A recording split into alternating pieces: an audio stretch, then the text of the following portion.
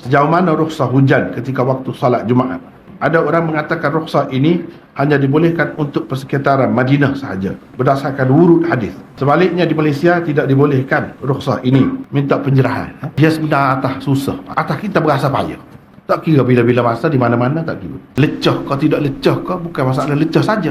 Hak kita berasa susah. Kalau kita berasa susah, masuklah dalam rukhsah. Kalau kita tidak berasa susah, dengan sebab kita boleh pergi. Misalnya dengan kereta.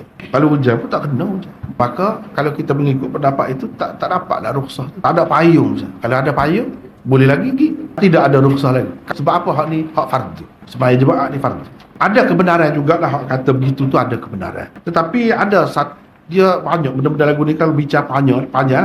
Ada setengah-setengah ulama tu kata asal hujan. Supaya kita musafir lah. Penat kau tidak penat, payah kau tidak payah. Dah kata musafir, boleh lah jamu. Kau ni asal hujan kata dia. Supaya juga kata sakit. Tidak sakit mana pun sakit. Orang panggil sakit. Boleh lah kata dia. Jamu kau gapo. Ada juga yang berpendapat begitu. Tanya diri sendiri lah. Hak semua lainnya tak salah. Bermudah-mudah dia menasabah.